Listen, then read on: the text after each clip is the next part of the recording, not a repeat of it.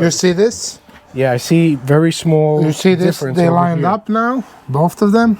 This is Spark Elite Pro, 72 volt, 50 amp hours. It's made with Michelin P50Bs.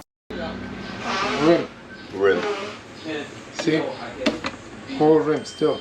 The major holdup was because of these guys over here. It's really sad that I waited so long to put this thing together and then have a bent wheel. It is a 2-camera DVR. It is the C6 series. It's a 6 1/4 inch touchscreen, which is cool. 1080p front and rear cameras.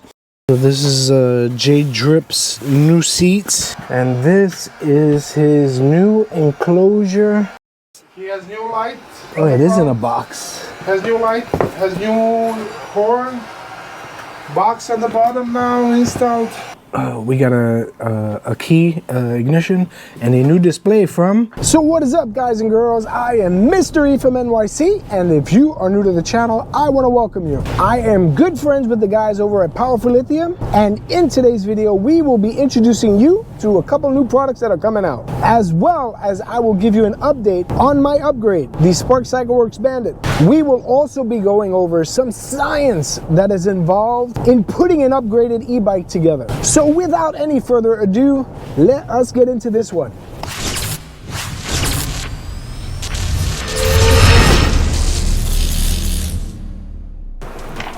I am here at Powerful Lithium, and oh my god, this is getting worked on. Now is as good a time as any to talk about these. The major holdup was because of these guys over here. Hi, Arvin. Arvin's working hard. So this is off. That's the replacement, the first replacement. So we took the bearings From this Is this called a bearing or is it a hub? All right, so just to make sure. This one, the hub. we spin, looks good. So let's see. I want to make sure, is it hub or rim? I think it's rim because I tried to spin without hub on my finger and I see still it's a lot of play. It's really sad that I waited so long to put this thing together and then have a bent wheel. Can I get a tiny bit before you spin it, or you can spin it like that? Rim. See?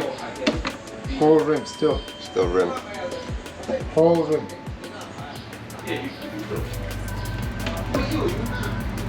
You know what's wild?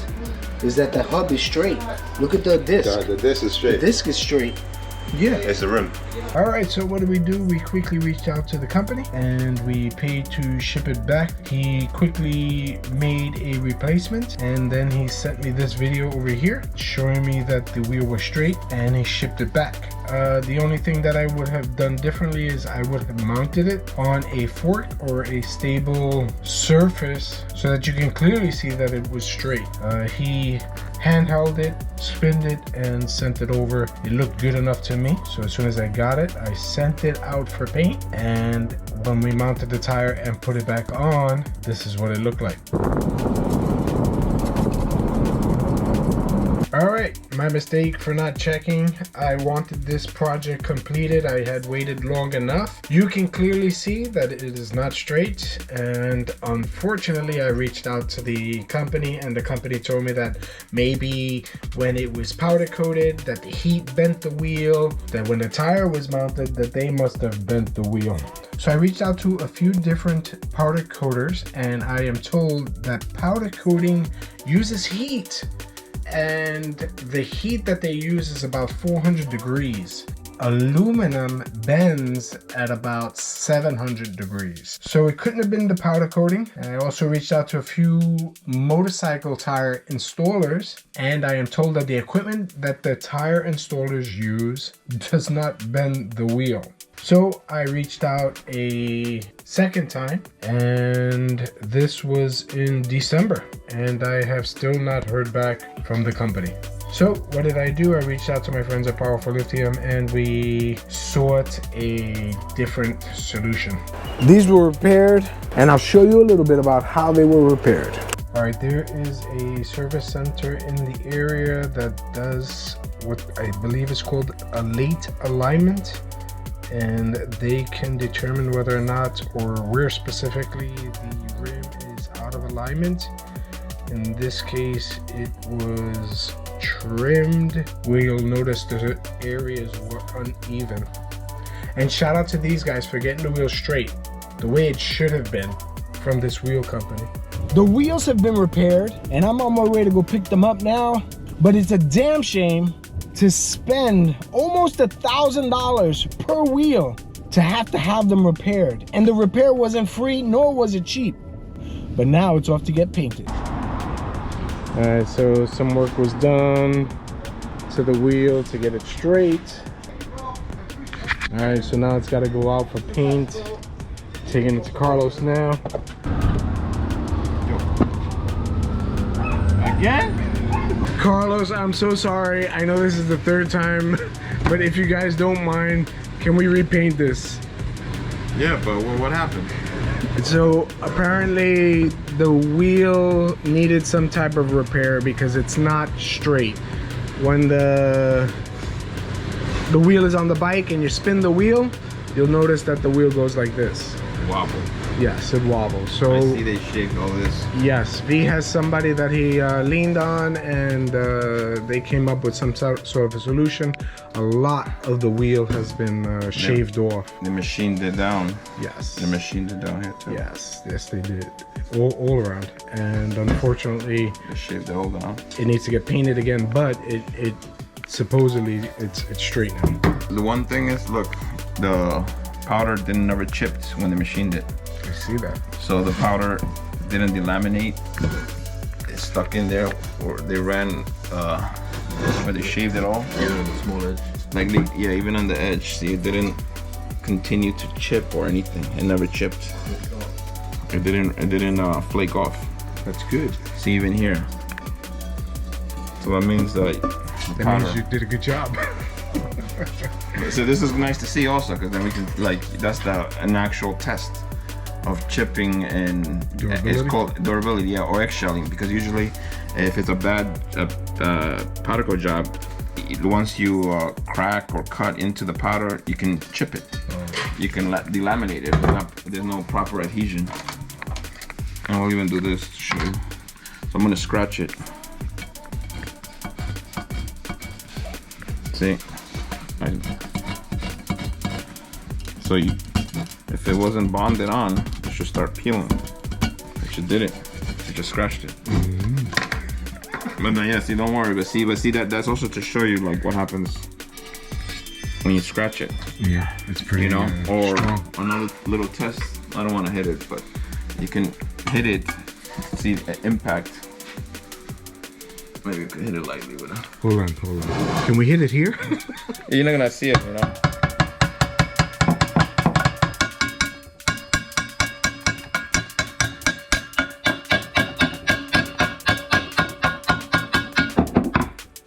See? Yes. And then I mean I could go harder, but I don't wanna. Yes, we don't want to have to repair this Yes. wheel. I don't wanna see it a fourth time. I hear you. All right, well, thank you. Again, I apologize for bringing this out to you, No. but I will see you in about 10 to 15 days. Yes. Hopefully it's 4. Yes.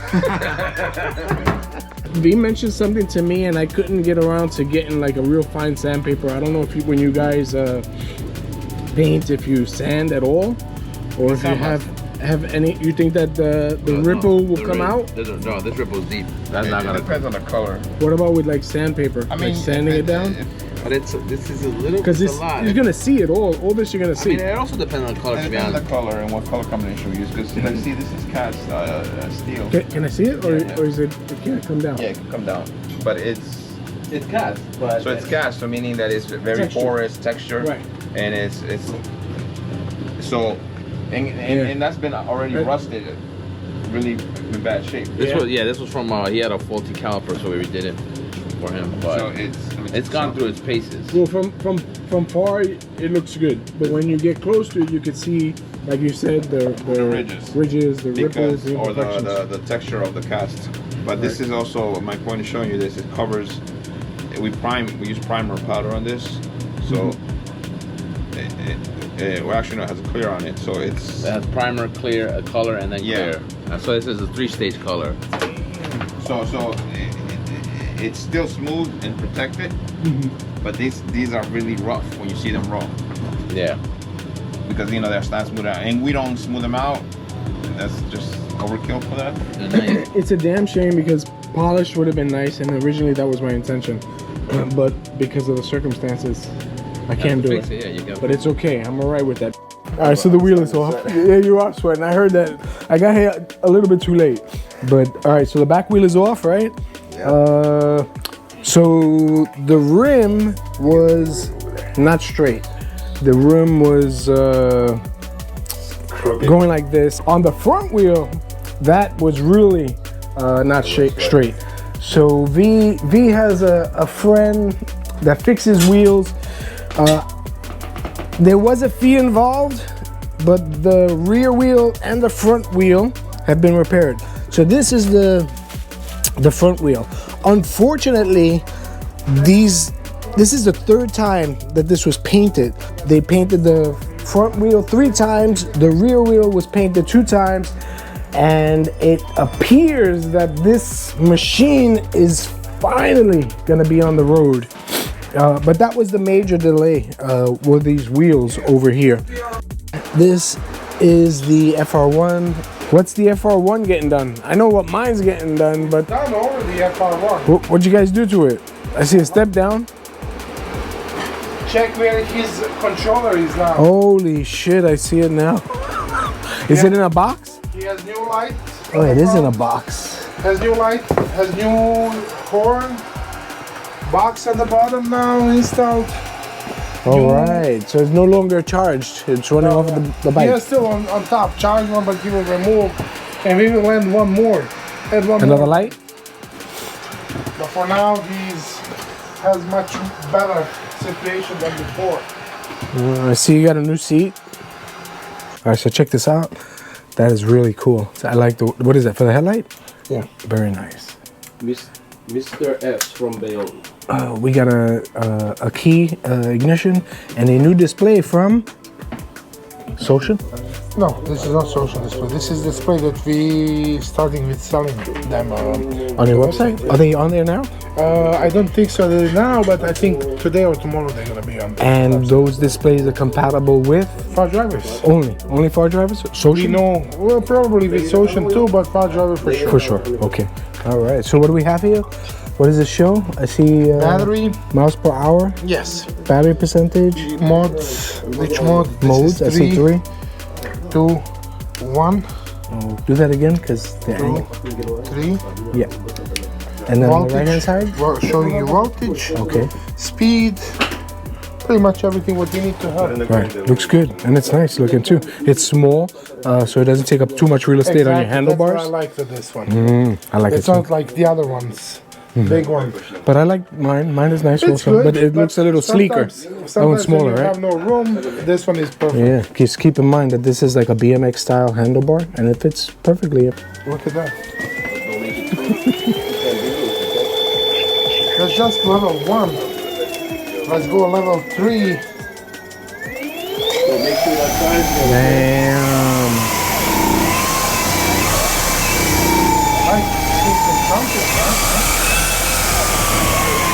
Is he on the phone? Yes. All right, Santos. I think we're ready for a race. So this is J Drip's new seat. It's in here, and he's got some type of an enclosure. Is this for his battery? Yeah, right. His battery's gonna go in here. I'll show you that in a minute. Boy, J Drip has a Mini Cooper, and he had a custom logo embroidered onto his seat. It's got this cool color, which matches both his wheels on his bike and his car. And this is his new enclosure. Again, with the custom logo, the matching color to his wheels and his car. And this is gonna replace his existing battery enclosure. So if you get a battery through Powerful Lithium, you can get yourself an enclosure like this one, or if you're a little bit bougie, you can get yourself an enclosure like this one. That one's metal and it was painted. And if you want to take it to the next level, I think this is even more bougie. You can do yourself something like this. You can use this for storage or for your battery. All right, so speaking of updates for the Bandit, we have over here a DVR system that was sent to me by a company called, and forgive me if I'm incorrectly pronouncing this, but Avachi. I'll include the spelling. Let me just talk to you a little bit about what we have here. It is a 2-camera DVR system. It's the it is the C6 series. Small display. This might be the hardware. Okay, this is the mounting hardware. And then this is the camera setup. So just briefly, these are the features. It's a 6.25 inch touch screen, which is cool. 1080p front and rear cameras. You can do wireless CarPlay on this. It has Bluetooth, Wi-Fi, provides you with GPS navigation. It also has tire pressure monitoring, which is pretty cool. So it should display your tire pressure somewhere on here. So this will be going on the Bandit once the Bandit is complete. And once I get to use it, I can give a better review as to how it works. But if you guys are interested in something like this, I will include the link in the description below. Right, so I see small, compact size. But even before we go into what it is that you're working on over here, a video that I've always wanted to push, and we're gonna kind of twist from like the upgrades, and we're gonna jump into like some science. Myself, I'm used to terms like continuous, peak. When I got into e-bikes, I hear a lot of nominal, also peak, DC, linear, and phase. And a lot of that stuff I wanted to put in a video to kind of describe what it is and how to calculate that. So I guess we're gonna talk about batteries first. Okay, you see this? Yeah, I see very small. You see this? They lined up now, both of them. Stock battery, and you see this one? Yes. 1 inch difference. That's awesome. And what's good with this battery? This is RSpec Elite Pro, 72 volt, 50 amp hours. All right, so somebody, let's say, joining into this channel now, they might not know what Pro is, they might not know what Elite is, they might not know what This is battery for Surron. Right now, I think this is most powerful battery on the market for the Surron. Okay, it's why made. Is that? Yeah. It's made with the Michelin P50Bs with up to 600 amps in discharge, which means around 43 kilowatts. How many amp hours again? 50. So you could do 50 amp hours in this small size? Yes, just for 1 inch taller than stock battery. That's amazing. Yes, and if you go a little bit higher, you have right away 60. All right, so we have both options. But imagine getting even a better performance, would you say, than what mine has in a smaller compartment? You already have RSpec Elite. Okay. This is RSpec Elite Pro. What's the difference? Just cells inside of the battery. Your battery has Michelin P45Bs, right, and this is P50B. Right. And also your battery is taller like this than this battery. So at the moment when you got that battery, we had RSpec Elite with P45Bs, and your battery is like capable of 54 amp hours, and discharge rate is like 500-600 amps as well. So you're more than good with that. Actually, no, your discharge rate is 540 amps. 540 amps, which is a lot. A lot. And then we have in the shorter version, this one, we have 50 amp hours, just 4 amp hours less than you. Right. And much more capacity, discharge rate, which is 600 amps. That's amazing. Which People saying, oh, we don't need that, that's too much power. Yes, you don't need, but let's say in your case you have Social 1000 on your bike, which is 500 battery amps, and it's great if you want to max out all those amps. This battery can provide that, because you don't want to max 500 from the battery amps to the controller 500, because then you're gonna see crazy voltage sag. So that's the reason why this battery is like something that is stepped up. All right, so I got two questions for you. The first one is going to be science and calculating voltage to the amount of power that the motor would use. It's easy if we can. So kilowatts or watts, it's easy. 72 volt, like example, times 1000 amps. It's too much. Times 100 amps. It's 7.2 kilowatts or 7200 watts. Like example, if you have tune or from battery, you're pushing 200 amps on 72 volt, that's 14 kilowatts. So if you do 400, it's 28 kilowatts. And like I said, you have 540, which is, I don't know, 38, 36 kilowatts, which is a lot already. And you have already more than what your controller can do, but it's better to have, always it's better to have. Even I would love to have, even if let's say I'm using 500 amps on the controller, DC amps from the battery, I would like to have 800 amps from the battery, because my voltage sag is going to be very small. That's important. Why it's important? Because you don't have cutting offs early on the let's say you're almost empty, you hit the throttle, you have voltage sag, and it's cutting you off before you have actually spent your battery completely. That's one thing. Another thing, you're stressing out the battery, and you don't want to do that. So you want to, when you're purchasing something, it's important to have some room, some extra amps.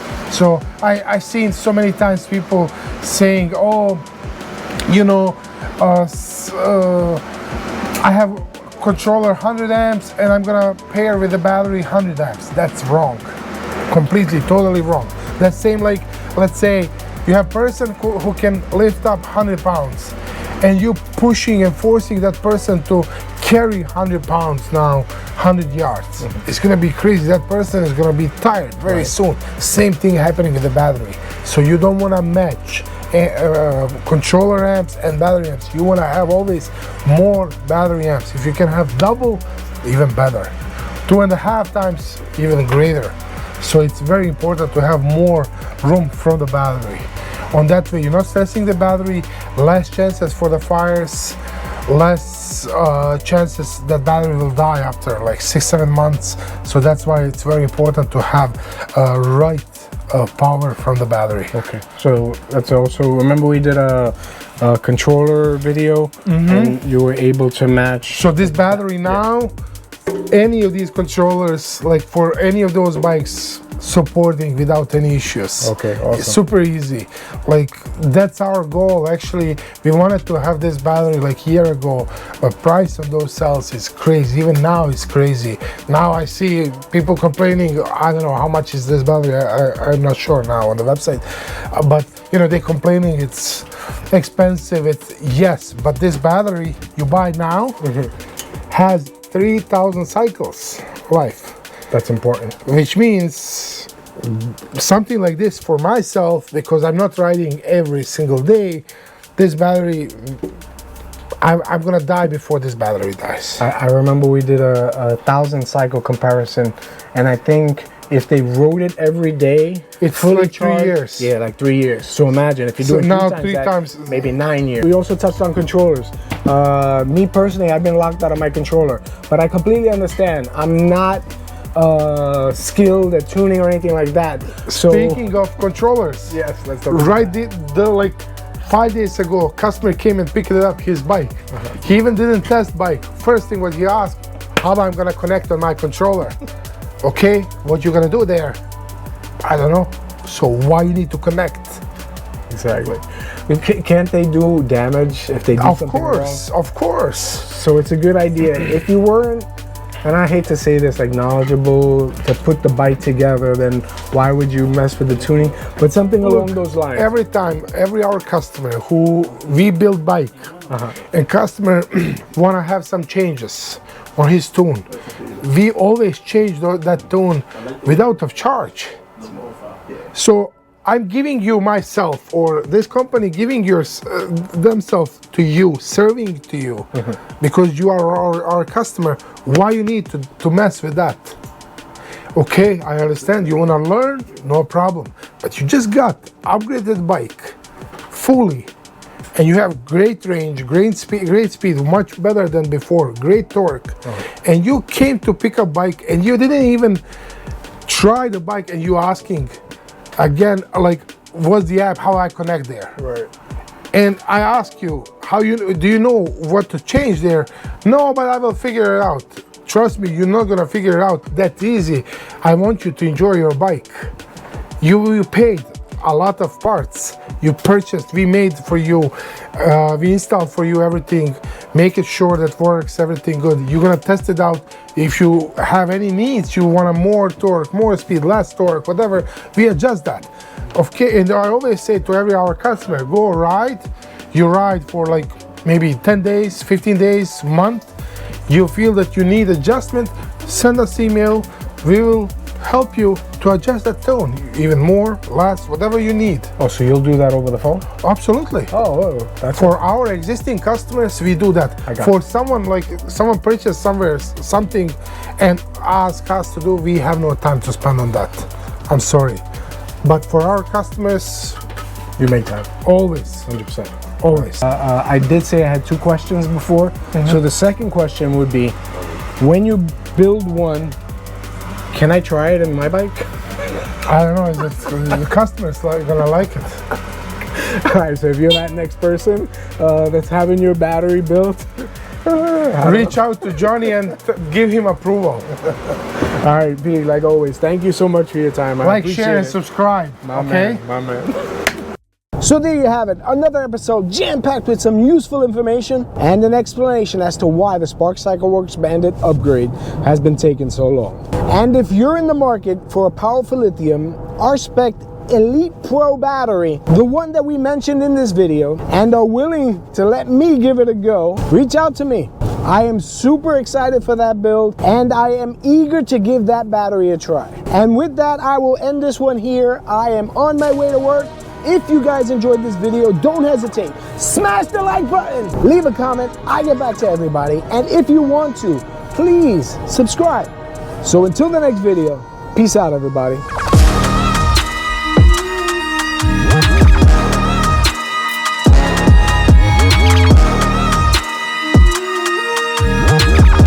Pare, nakita niyo na ba ito? Tronic X12. Anong ibig sabihin yan? Hindi ko alam.